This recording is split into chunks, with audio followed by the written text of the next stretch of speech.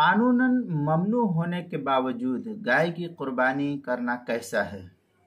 चुनांचे अगर किसी जगह गाय के ज़बह करने पर कानूनन पाबंदी हो, फिर भी कुर्बानी में गाय को अगर ज़बह कर ली जाए तो ये शरान कुर्बानी उसकी दुरुस्त हो जाएगी। इसके नाजायज़ होने का कोई हुक्म नहीं है, बल्कि जायज़ और दुरुस्त है, आपकी कुर्बानी दुरुस्त हो जाएगी।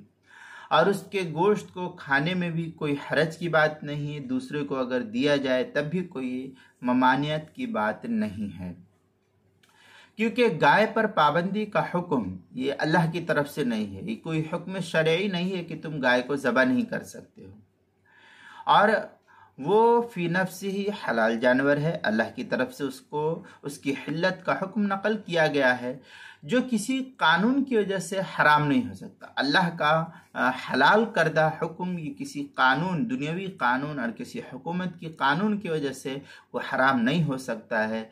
हाँ, कोई अगर अल्लाह का हुक्म रहता तो फिर हम उसको मना कर सकते थे, लेकिन यहाँ अल्लाह का हुक्म नहीं है, इसलिए किसी कानून की वजह से ये जानवर का गोश्त हराम नहीं हो सकता है।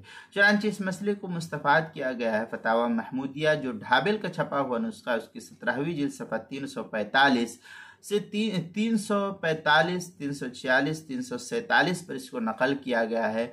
और इसके अलावा भी दीगर कुतुब के अंदर, जैसे तफसीर मजहरी के अंदर है, अन्नत्ताआन इदा अद्दत इला मासियतुन राजिहा वजब तर्कुहा लिअन्न मा युअद्दी इला शर्रुन, इस तरीके की इबारत से भी ये बात मालूम होती है। और फतावा महमूदिया में इस सिलसिले में काफ़ी तफसीली बहस है।